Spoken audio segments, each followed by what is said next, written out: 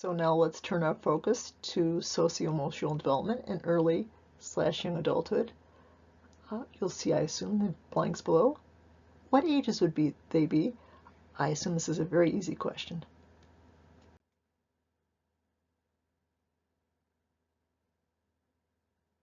So if we look at it from the perspective of acknowledging emerging adulthood, Arnett's concept, we'll say ages 25 to 40 or 45. Our focus for the remaining part of the chapter will be socio-emotional development. But let's take a moment and try to think of the other two domains. Hopefully you were thinking physical and intellectual, though if you want to be fancy, say cognitive, all the better. If you're 17, 18, 19, 20, 21, 22, do you feel like you've reached adulthood? You may say no, but if I ask you, do you still feel like you're an adolescent? You would probably say, well, that doesn't feel comfortable either. Well, perhaps you are experiencing the concept of emerging adulthood. Now look at the following figure and look at by age. When people are asked, do you feel that you've reached adulthood? You can see by the earliest years of late adolescence and early adulthood, most people do not indicate a yes.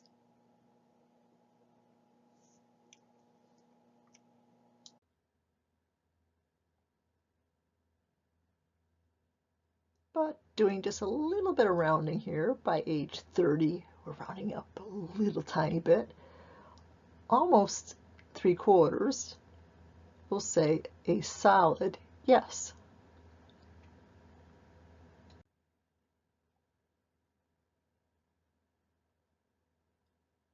But to answer the question at the bottom, does just about everyone think that they have achieved it by age 29? 3/4 of people is not just about everyone, so that would be a solid no.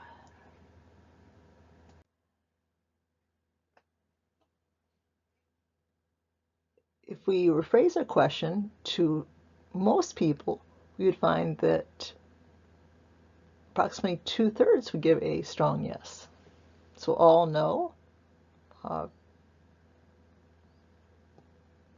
2/3 is majority though. Let's now consider the entire span of young adulthood and look at possible milestones. Certainly, not every person experiences each of these milestones. First one, leaving home, moving out from one's parents' house or apartment. Though very commonly, we move back in and move back out, and many times move back in again. Completing one's education, at least perhaps for the time being. Beginning full-time work. Your maybe not forever job, but perhaps a step in the rung of what might be your forever job, if there's even that concept nowadays. Economic independence, being able to pay your own bills, make your own way. Finding a long-term partner, perhaps buying a home or perhaps not, and perhaps starting a family, or again, perhaps not. The timing varies tremendously, as you might know. Most developmental psychology courses will stop and consider briefly some of Levinson's seasons of life. There are dreams that help to guide our decisions. Men and women sometimes have slightly different paths. Men have it more easily possible to focus on their career.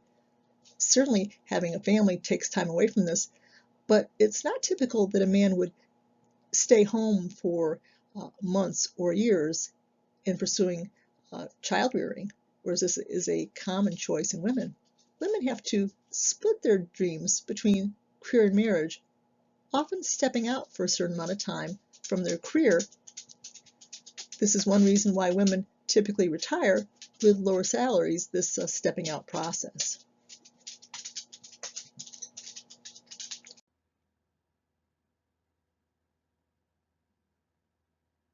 Let's now consider religion and spirituality in America, especially compared to our European counterparts. If you look at the information below and shown in green, you'll see to the far right, for the very first one, nearly a flat line indicating very little change between 1999 and 2022. And I think we can say, since it says 47%, I think it's okay, we can say that half of Americans consider themselves to be religious. Now if you look on the line underneath it, also pretty much flat. At a lower level though, coming in at 33%, exactly a third. So a third of Americans identify themselves as spiritual, but not religious. If you're curious in terms of what group of religious group in this country is most rapidly increasing, it would be the Pentecostal Christians, often referred to again as the born-again Christians. Now, in terms of Europeans, are Americans more or less likely to believe in God? Well, we're actually twice as likely to believe in God as our European counterparts. But the belief in God is not the same as belief in religion. Religion's an institution, God is God. In terms of religiosity, how do Americans compare to Europeans? I want to read a quote to you here.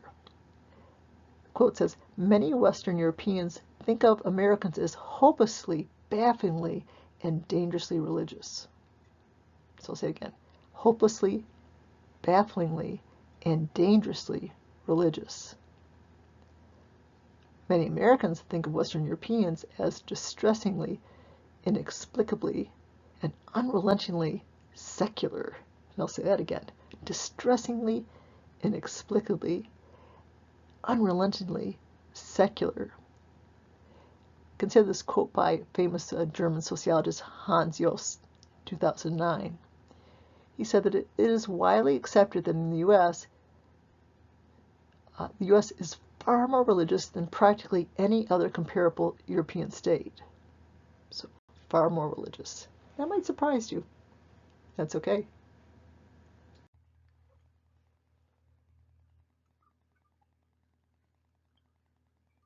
So look at this chart, look at religion and spirituality in the U.S. If you would, note how many individuals consider themselves to be religious. That would be the top line in green. Or spiritual, but not religious. That would be the very dark color below it. Add them up, and you see an interesting number in terms of the number of Americans that are religious or spiritual. In terms of the neither, that would be the one in red, the middle one. And both, surprisingly, a low number at the bottom. Add these up and put them in your notes because you might see a quiz and possibly a test question on them. Now let's turn our attention to Erik Erikson's theory. Now, since we've been doing Erik Erikson for every module, in other words, for every age group, be sure for our next test to be able to answer questions about his previous stages. You may well see something on this. But let's focus on the stage associated with young adulthood, intimacy versus isolation. The former term, that is, intimacy, refers to not physical intimacy, but psychological, emotional intimacy, and the ability to make a commitment. This includes especially to one's partner, but intimacy also includes with our friends. The latter term, isolation, would be those people, for whatever reason, are unwilling or unable to form intimate bonds, intimate relationships. Let's be sure to mention the concept of social clock. A social clock perspective sees change as age-related, and what one would expect and what one's society would expect should be attained at given ages. There is a tremendous amount of variability today, which was simply not present in earlier generations. You will decide whether or not you wish to have children. In previous generations, people never questioned it. You will decide whether or not you wish to marry. People in previous generations did not consider this to be an option. So much choice and much variability. Earlier in our culture, a woman not being married by early 20s would be at high risk of being an old maid. 30 years of age or older, no chance at all. She was an old maid. Nowadays, a person can do their first marriage at any age. So much variability.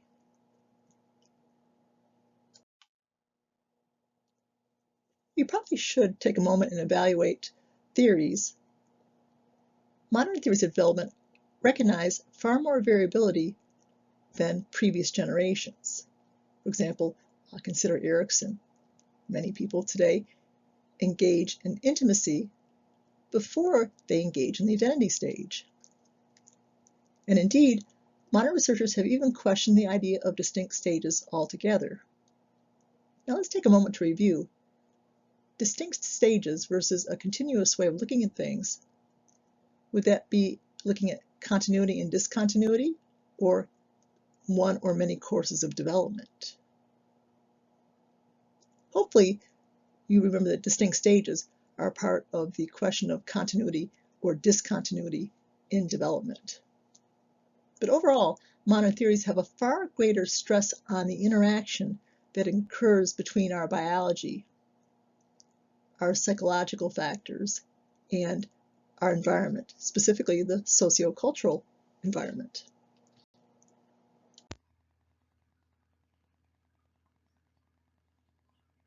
In terms of the last blank, take a guess. If you had me before and you see 3 blanks, you're probably tempted to say think, act, and feel. Great knee-jerk response, but not right. The correct answer would be biopsychosocial in any order.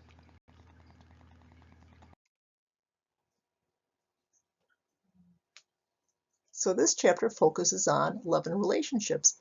So let's ask, is it normal, quote unquote, not to want to have a romantic relationship?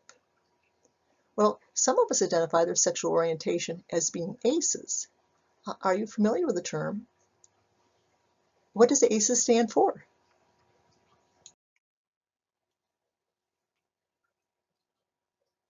So ACEs, please notice the lowercase letters, stands for asexual. Now, people that identify as ACEs, some want romantic relationships without the sexual component. They want a partnered relationship. Others, although want people in their lives, don't want a partnered type relationship. So the term ACEs can be used in either way.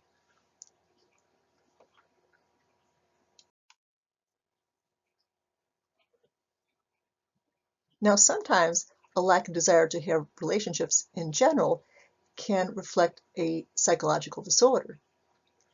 More specifically, if the person has no use for other people, desires basically no physical contact or psychological contact, if they desire no interaction, whether it's relationships or even small talk, well, they probably meet the criteria of schizoid personality disorder. On the other hand, people with avoidant personality disorder strongly desire relationships, often think about it, fantasize about it, but they're unable to take the risk for fear of rejection.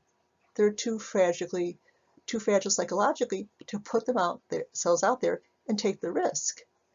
So that would also meet the criteria of a different personality disorder. That one would be the avoidant personality disorder. But perhaps all these labels we're using, perhaps they reflect a societal prejudice held by a majority in terms of what people should want in their lives. If you can think of our society in years, decades, or centuries past, can you think of other strongly held societal relationship prejudice about who can love whom? So think about it. Many of these relationships are very acceptable for most Americans today, but what relationships were not considered to be acceptable in the past, but are well within today's social norms? Think about it for me.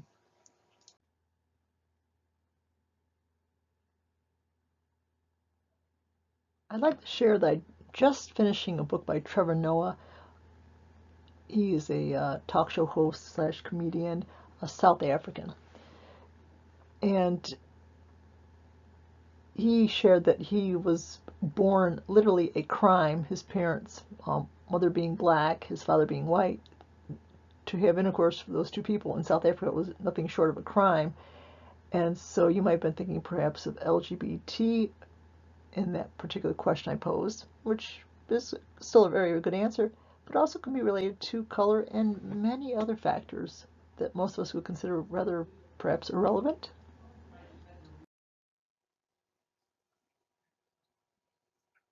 So now that we've become familiar with equity theory and social exchange theory, let's return to attachment theory.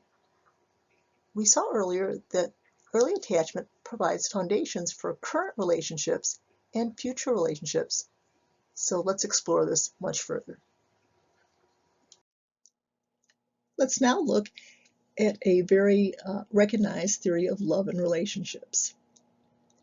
This is a three-tier theory, different combinations for each person of intimacy, which is before refers to psychological closeness, passion, which is the heat, the sexual closeness, and commitment, how much or maybe how little one is dedicated to the relationship. So you and other people can have any combination of all three. So the best, presumably, would be a relationship that had all three: intimacy, passion, and commitment. The worst, perhaps, within relationships anyway, would be empty love, in which the people are committed to staying together, but they have nothing. They basically have nothing. They have no intimacy. They have no passion. We probably should recognize the author associated with the triangle theory of love or relationships. His name should be familiar to you, Robert Sternberg. Now, if you think a moment and are confused, well, didn't he have another triangular or triarchic theory for intelligence? Indeed he is. This is the same Robert Sternberg.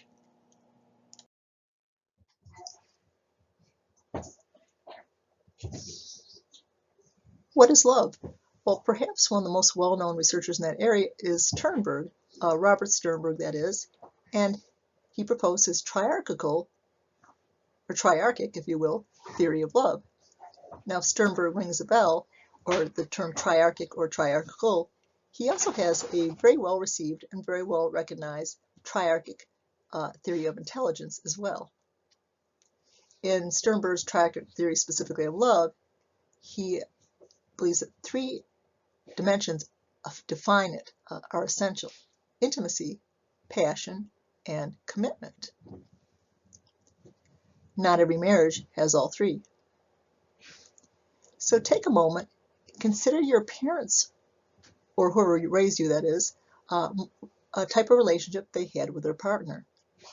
Although you're not doomed, or blessed if you prefer, depending on the relationship, destined to follow in their footsteps, there is a strong tendency to use our parents as role models, for good and for bad. So take a moment and consider what type of relationship your parents had with each other. And consider, do you wish this for yourself?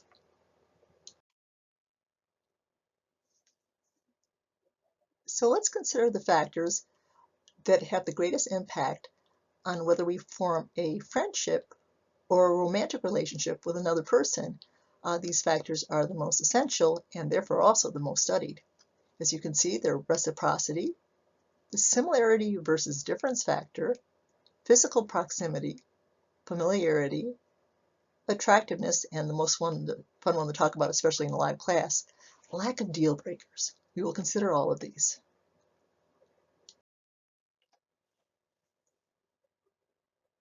So let's begin with reciprocity, which is fun to say, I'll admit. We like someone better if they like us. It's flattery. It stokes our ego. It makes us give them a second look. So definitely reciprocity. Now let's consider similarity versus difference. Let's take a pause. Can you think of any sayings, and there's actually quite a few, about people in terms of similarity or difference as being more important? Take a moment and see if you can come up with a couple of these famous sayings.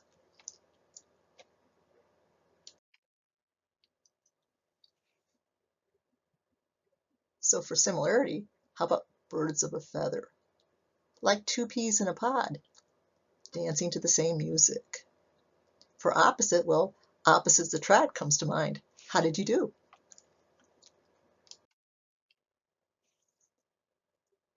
So if studies compare couples in terms of same race or different race, religion, socioeconomic status, education, intelligence, they will be more like that person than strangers having been paired for the study.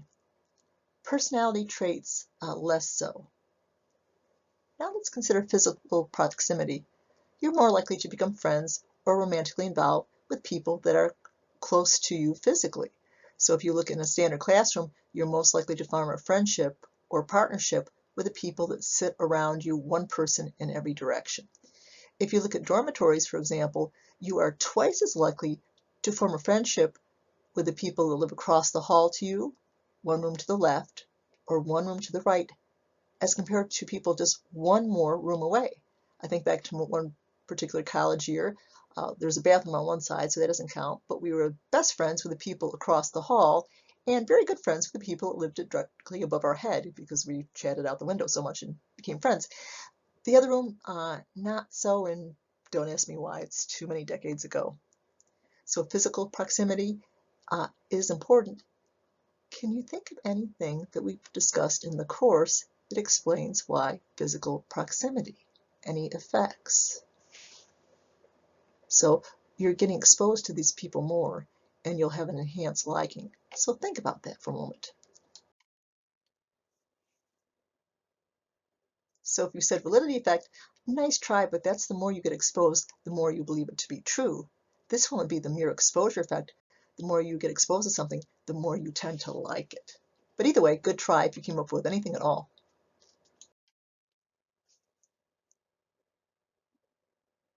Earlier, when discussing physical proximity, we tried to identify why that increases the likelihood of relationships, and we said it was due to familiarity, in other words, the mere exposure effect. This just doesn't apply to people with other people. Consider on the bottom the Eiffel Tower. If you saw the movie French Kiss, she was always looking for a glimpse of the tower. And most people, when they go to Paris, and if I ever make it, I want to see the Eiffel Tower. I also want to see, if I ever get to San Francisco, and I'm knock on wood I will, I want to see the Golden Gate Bridge, the picture that you see in the TV shows. Why are they interesting, or the picture on the right? Because the more we see them, the more we find them attractive. The French people, the Parisians, found the original Eiffel Tower to be a monstrosity. Consider our face. If we're shown experimentally a picture of our face how we see it, or a mirror image like we see in a mirror, which do we prefer? Well, we prefer what we see the most. We prefer the mirror image, but we'll be hard pressed to say why we like that particular picture better.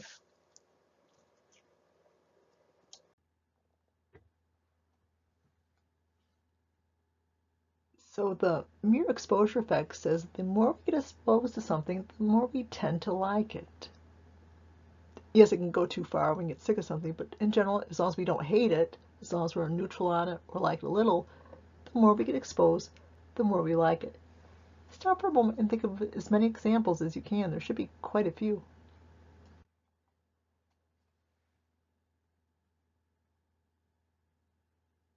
It might be a particular food that you didn't care for, but now you love.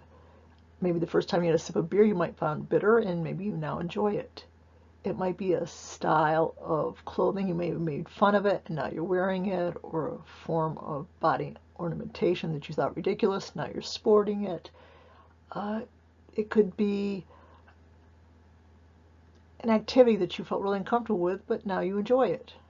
My best answer from a student was my husband, and we all got quite a laugh out of that. So, in general, whether it's food, people, activities, it holds, and that's the mere exposure effect. And that works on relationships too. So don't be a stalker, but remember my student who said, my husband. So let's consider attractiveness.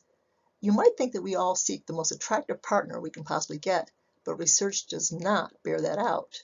According to matching theory, we seek people with a similar level of attractiveness to avoid rejection. If you're, say, a 5 and you're looking at 10, well, you're probably going to get rejected by the 10 who's also looking for a fellow 10. But people with lower levels of attractiveness can compensate by bringing other things to the table. Take a moment. What else could they bring to the table other than being attractive?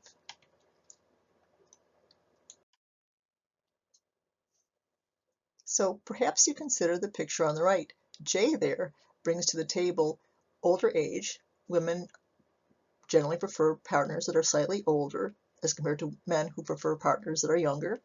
So he's bringing slightly over age in this particular situation. Probably too much. It's become a detraction. But what he brings to the table is he knows himself, he's assured of himself, and he's got lots of money. So you can bring to the table, if you're a guy, slightly older age.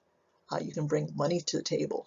Or for anybody, being funny or being talented or just being a wonderfully warm person.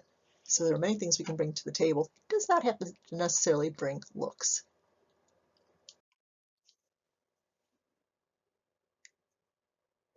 It's interesting that when people are asked to rate the attractiveness of their partner, they rate their partner's physical attractiveness as being higher than do strangers.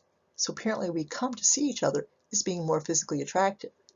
Now the downside is that if we meet somebody, for example, on a dating website or on a blind date or an arranged date, the physical attractiveness is much, much more important because in that situation, we haven't gotten time to let that person grow on us. So that person might have been a wonderful mate, but we didn't have time to start them to see them as more physically attractive than they really are. So sometimes those more artificial ways, and nowadays more common ways of meeting partners, have that as a distinct drawback as compared to maybe this is a friend of a friend that you hang out with without expecting a relationship, and then you see all their good qualities and their physicality, which was maybe not quite your cup of tea. Well, unfortunately, that doesn't have time to be discounted by the other positive features.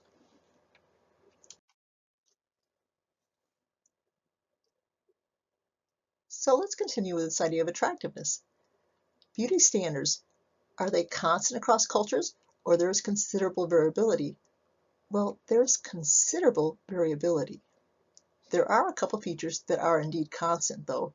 The constant features are facial symmetry, something that you probably wouldn't jump out to you unless it was extremely bad, but apparently the brain is designed to like facial symmetry. It predicts health, basically. Averageness and good skin. Let's consider body weight, for example. You would think that most cultures have the American preference of a slim physique, shown rather clearly on the right. This is also shown in American culture in the 1920s, the so-called Roaring Twenties. At that time, flappers tried to de-emphasize their breasts and emphasize a slim physique. Most of our culture, though, we preferred a more full-figured woman, such as Marilyn Monroe, and the hourglass shape. Most cultures consider American women and Western women too thin. Consider in much of the world, poverty is a major issue, lack of food in much of the world is still a major issue, so you wouldn't want to look thin, it just announces that you're poor. Now consider the picture on the far right, the Dove's Real Beauty campaign. I like the spirit of it, but I think they rather dropped the ball. So they're trying to show us diversity. I think they're lacking in several major areas of diversity. Take a look. What else should they really include in this picture to capture American women better than they have?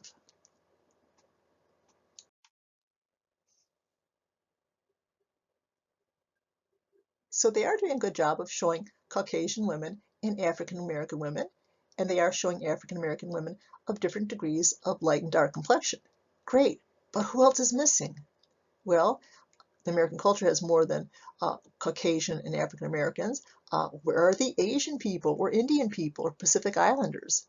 Okay, what about tall versus short?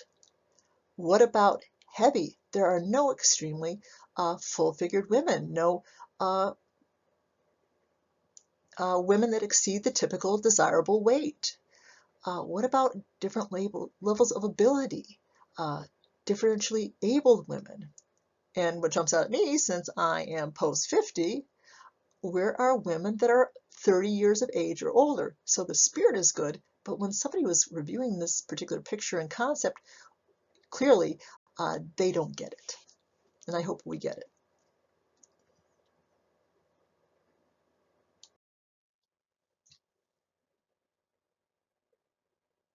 So consider these slides. The woman on the left, I believe, is Maori, based on the facial tattoos. So generally, we don't find heavy facial tattooings on women attractive, but for her culture, absolutely. Consider the woman in the middle, the extreme stretching of the lip. My understanding of this particular custom was an anti-kidnapping, anti-slavery measure. They would do this typically less than this, though, to make the people less attractive so the slavers might leave that particular tribe alone, and eventually this particular anti-kidnapping body modification became a style of beauty and a cultural norm. Next, consider the woman with the neck rings. It's not that her neck becomes longer, it's just that they deform and push down her shoulders, and at this point she would actually need these rings to support her neck properly. Now consider the bottom, foot binding. If you wonder what her foot would look like, shown on the right, pretty unattractive from my point of view. They actually break the foot, and no small number of women died of complications from having a fractured foot. Now, there's different degrees of this sort of binding. The most attractive, and most Chinese men find this to be very sexy, very attractive. The most attractive level of this is called the golden lotus. This woman has the golden lotus. The golden lotus is a foot that is 4 inches or less. And Asian women, Chinese women are shorter than Caucasian women as a group, but still 4 inches. She'd have to have constant pain and have a constant trouble navigating. So less common in the poor social classes that couldn't afford women to be disabled. So what is attractive and sexy in one culture often does not translate well to other cultures.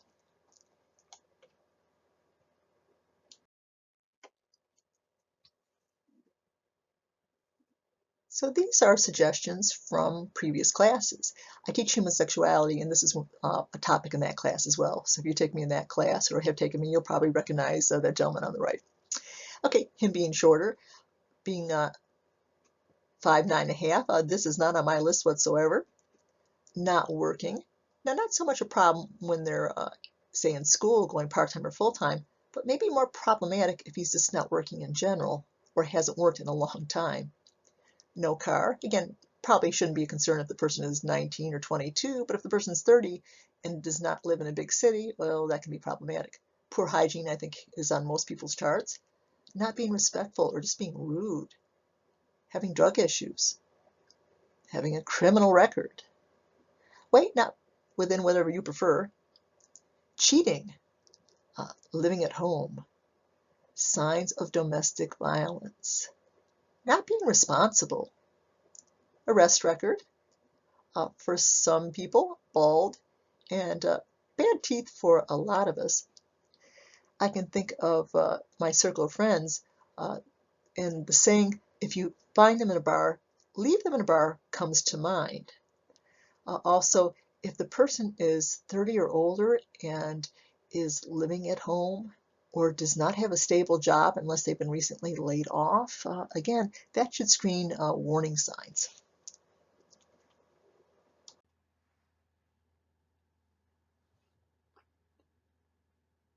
Let's now consider the concept of a deal breaker, something when present would preclude you wanting to be a friend of the person or having a romantic partnership. Write down, if you will, a list, and then proceed to the next slide and see if there's any ones that you forgot or you would like to add to your list.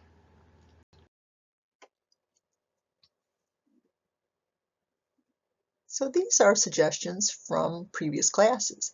I teach human sexuality, and this is a topic in that class as well. So if you take me in that class or have taken me, you'll probably recognize that gentleman on the right. Okay, him being shorter, being 5'9½". This is not on my list whatsoever. Not working. Now, not so much a problem when they're, say, in school, going part-time or full-time, but maybe more problematic if he's just not working in general or hasn't worked in a long time.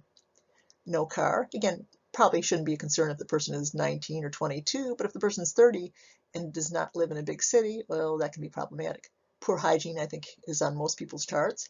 Not being respectful or just being rude. Having drug issues. Having a criminal record. Weight not within whatever you prefer. Cheating. Living at home. Signs of domestic violence. Not being responsible. Arrest record. For some people, bald, and bad teeth for a lot of us. I can think of my circle of friends and the saying, if you find them in a bar, leave them in a bar comes to mind. Also, if the person is 30 or older and is living at home or does not have a stable job unless they've been recently laid off, again, that should screen warning signs. Let's now take a look at partner selection. Let's start with, are partners more likely to be similar or different from us? And in chances of success, are we best off with partners of high similarity or dissimilarity? If you can, take a moment and think of famous sayings associated with this. You should hopefully be able to think of several, again, between being different or similar to our friends and especially romantic relationships. So there are many sayings, as similar as two peas in a pod, birds of a feather, opposites attract, dancing to the same music. So the sayings have it covered in either direction. But what does research say? In terms of our friendships and in terms of our romantic relationships, we are much more likely to form these relationships with people that are similar rather than people that are dissimilar. And in terms of the longevity of the relationship, in general, the greater the similarity, the greater robustness and longevity. What are women versus men looking for? To generalize, women are considerably more focused on that prospective suitor's financial success. Does that person have a good job? And also very focused on intellectual ability as well. Preferred partner age, well, does she want a younger or older partner? Typically, she prefers an older partner. Now, men, on the other hand, are much less concerned with the partners. We're assuming heterosexual men here, but the man is much less interested in her job, her fiscal success, even her intellectual level. He is particularly focused on attractiveness. And in terms of preferred partner age, I'm sure that you have no question on this. He typically prefers a younger partner. A look at dating websites for people that are in their 40s, 50s, 60s. Often the man will not even consider dating somebody his own age. Also consider the role of our parental relationship. Our parents serve as role models, as social learning theory would strongly suggest. Our parents' relationship becomes the norm, sets the expectations that will guide us, for better and sometimes for worse. Also consider back to our early years and our type of attachment. Our type of attachment as a child will strongly influence the type of attachment we're capable of as adults. This is not to say that it cannot be changed with effort, even perhaps therapy, but it is a foundation. Securely attached children will grow up to trust in relationships and be able to fully commit themselves. Individuals that experience either type of insecure attachment as a child may mistrust people and relationships, their motives, their fidelity. They might be anxious about being abandoned, perhaps, or afraid or just outright unable to commit. Consider for a moment your parents' relationship and see if you can see any signs of influence on your adult relationships if you have reached that stage yet.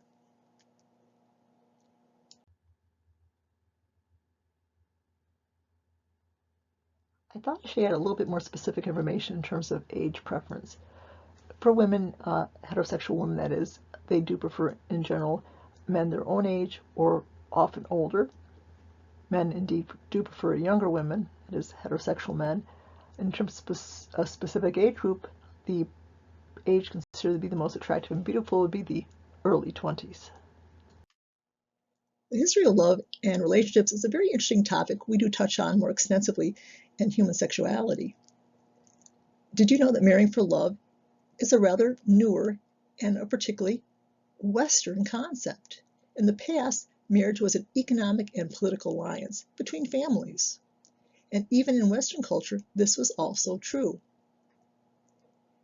Even today, as in the picture shown below, love before marriage is not expected. In various cultures, marriages are still arranged. If love is not required for marriage, then divorces due to the falling out of marriage also are unlikely to occur.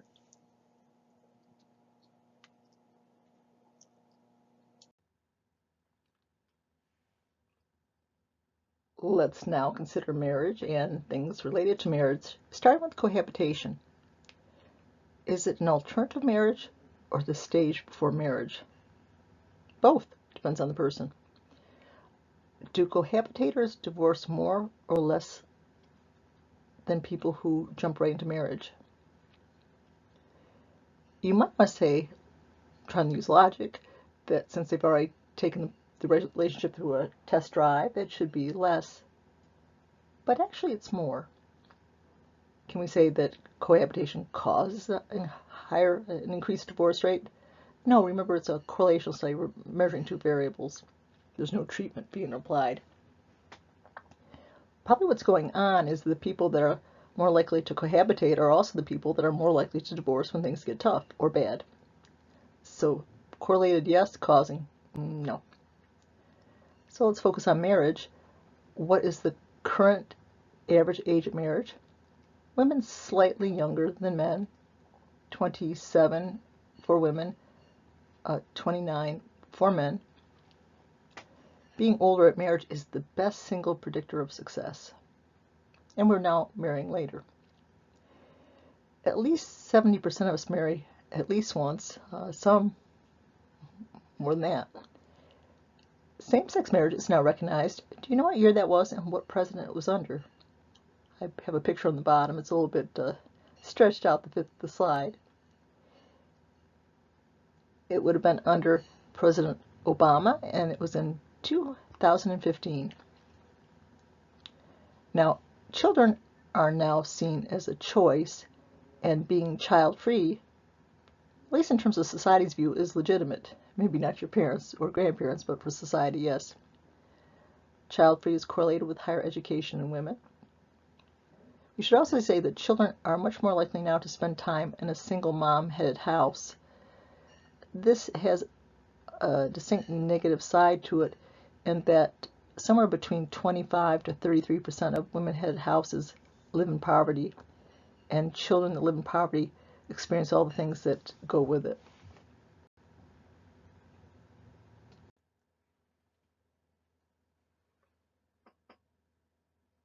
Are you a dink? And what does that mean? And do you want to be one? It can either stand for dual or double. Both are correct. So dual or double income. So you're looking at three probable, at least potential dink couples there. And the NK, no kids. So double income, no kids. This is intentional. This is a long-term decision. This isn't because they were just married and haven't decided yet. This isn't because they would really like to have kids and there's a fertility issue, but this is a choice.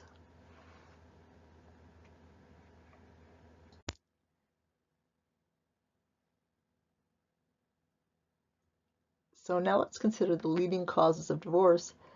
Take a look at the list. Identify, if you will, what you believe would be the top two, the bottom two, and the middle three. And which do you think is the leading cause at 75%?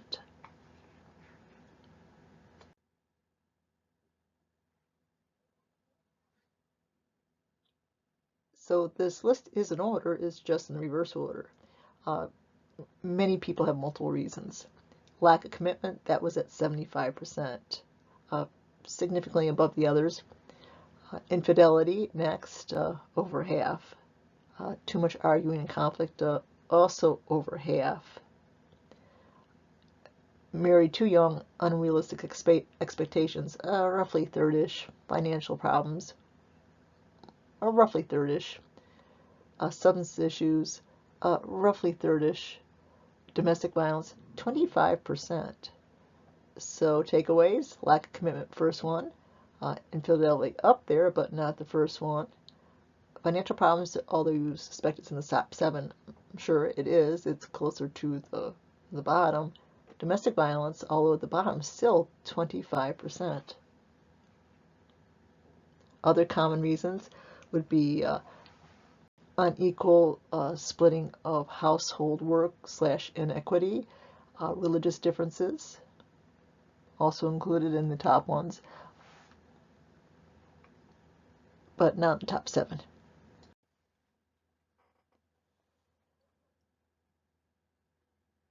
Let's now consider divorce and remarriage. Divorce rate. Do you think it's staying about the same? Is it increasing? Is it decreasing? It is actually decreasing. Today's divorce rate, we've heard 50% for a long time. So if it's decreasing, it should be less than 50%. Yes, indeed it is. 44% is the current rate. But if you just focus on marriages after the first, they are much more likely to dissolve, particularly the third, for whatever reason.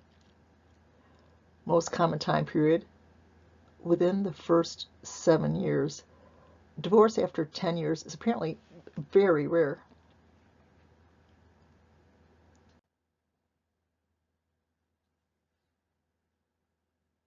Are couples with children more or less likely to divorce?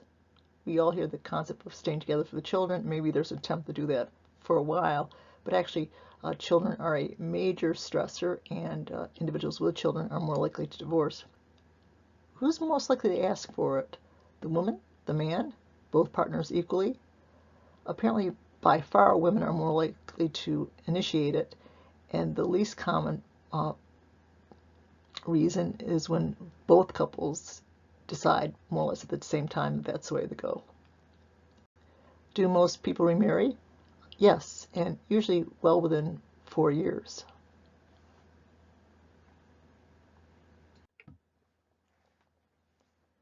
What is the average age of marriage? 30. By race, who is the most likely and least likely to get divorced? Caucasians, most likely. Asians, the least likely, with a divorce rate less or more than, less than half of Caucasian people. If you're looking at blended families with one parent bringing in their children to the new relationship, the relationship between the step-parent and the child is a huge predictor of marital happiness. If there's strife between these two, that marriage is at risk for failure. If they get on like thick as thieves, if you ever heard that saying, the marriage has something strongly in its favor.